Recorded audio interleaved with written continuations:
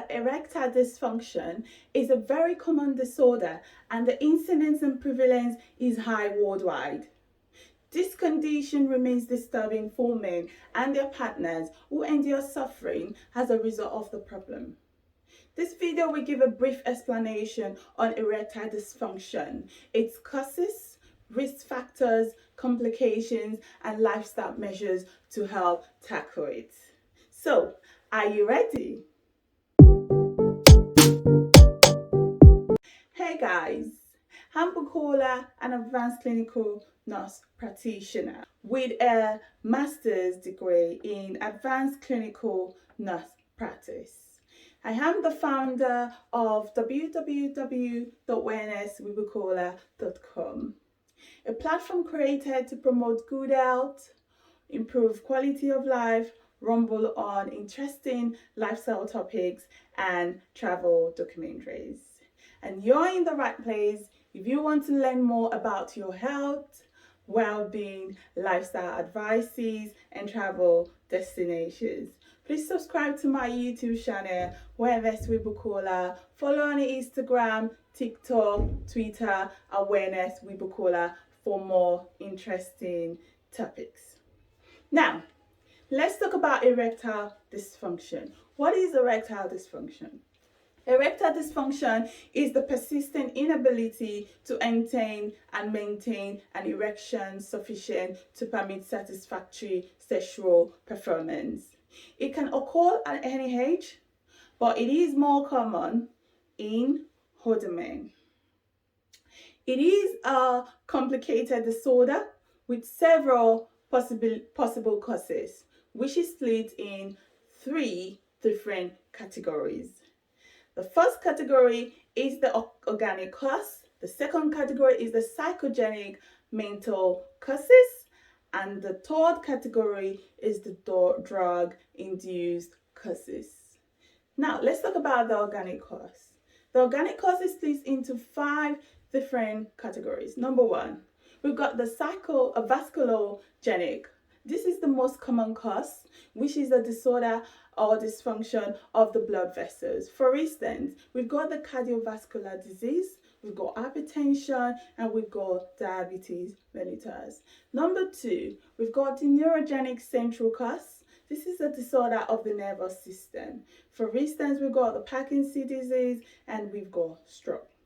Number 3, we've got the neurogenic peripheral cause. For instance, we've got chronic kidney failure, polyneuropathy, and furthermore. Now, number 4, we've got the anatomical structural cause. For example, we've got prostate cancer and pineal cancer. And lastly, we've got the hormonal cause. For example, you've got your hyper and hypothyroidism, which is your high thyroid levels and your low thyroid levels. Now, let's move on to the psychogenic mental cause, and this may be situational cause or it could be generalized. Situational cause could be, for example, stress, anxiety, or mental health issue, for instance, depression. And the generalized cause, for example, could be due to lack of arousability.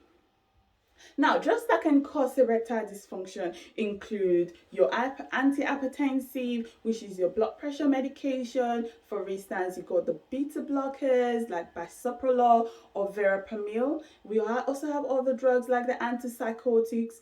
We have the antidepressant, the diuretics, for instance, spironolactones and thiazide. We also have the antiarrhythmic drugs, for instance, digoxin or amiodarone. Hormones and hormone-modifying drugs such as finasteride and corticosteroids can also be a cause as well. Now, the risk factors for erectile dysfunction are similar to those for cardiovascular disease, which include obesity, diabetes, dyslipidemia, which is the imbalance of lipids such as cholesterol, metabolic syndrome, hypertension, endothelial dysfunction, lack of exercise, and smoking. And all these are the risk factors. Erectile dysfunction is also in itself an independent marker of significantly increased risks of cardiovascular disease, coronary artery disease, stroke, and all-cause mortality. It can affect the physical, emotional, and psychosocial health of the sufferer and can also have a significant impact on the person's quality of life and that of their partner. Complications include anxiety, depression, lack of sexual confidence, low self-esteem, and relationship difficulties. Erectile dysfunction usually responds well to a combination of lifestyle measures such as weight loss, reducing weight, smoking cessation, and reducing alcohol consumption, and also drug treatment.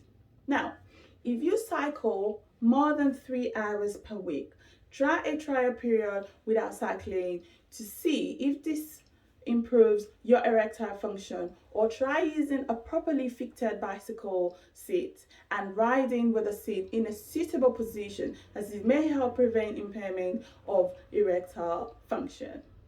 Please refer to your primary care provider for further advice, diagnosis, and treatment.